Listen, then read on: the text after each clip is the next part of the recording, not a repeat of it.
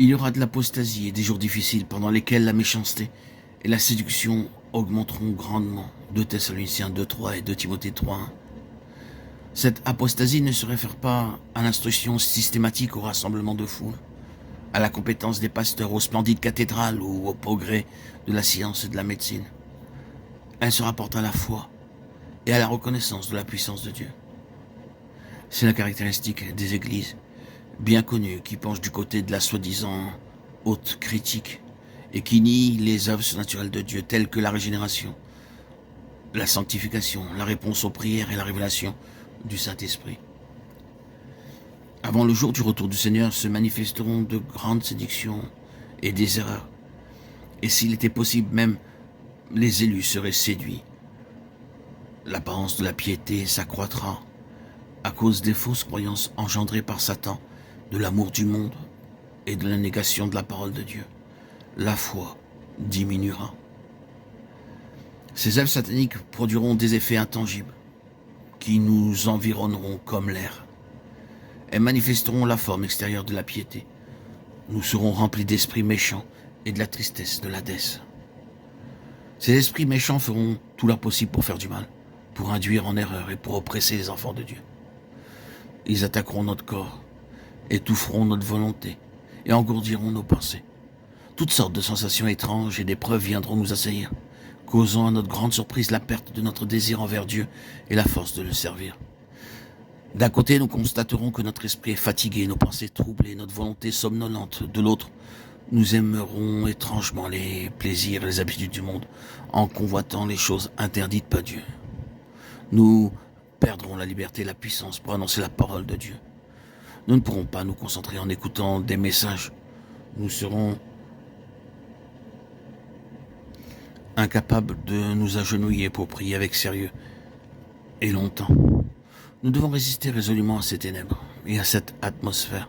Sans nul doute, Satan cherche à obscurcir nos pensées et notre volonté par une sorte de puissance incompréhensible, pour que notre marche avec Dieu soit non pas très difficile, mais qu'elle devienne au contraire facile en vivant selon la chair. Nous trouvons très dur de servir Dieu fidèlement et de prier avec persistance, comme si quelque chose en nous s'est levé, nous empêchant de suivre le Seigneur jusqu'à la fin, nous attirant vers le monde pour être d'accord avec lui. Cette atmosphère qui nous environne exerce sur nous sa pression pour que nous délaissions Dieu et la prière persévérante. Elle tente d'insensibiliser notre perception spirituelle, nous empêchant de voir les réalités célestes ou la glorieuse présence du Seigneur. C'est ainsi que nous négligerons facilement la communion avec Dieu et nous nous sentirons à peine capables de nous maintenir en sa présence. Nous avons déjà ressenti le début de ces influences.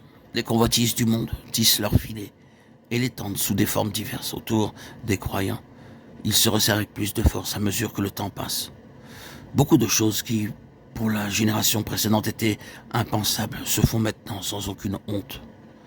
Dans beaucoup de lieux de culte, et il y a d'autre part une résistance aux choses spirituelles, empêchant les réveils. D'autre part, la porte ouverte à toutes sortes de festivités, mais de choses douteuses.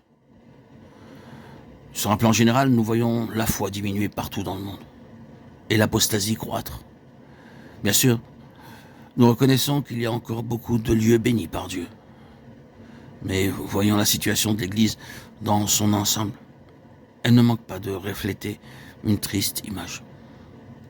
Ayant vu ces choses, nous ne pouvons pas nous empêcher de crier à l'Église de Dieu de se lever, de se ranimer pour retourner dans la communion avec Dieu et de plaire au Seigneur durant le temps qui reste encore.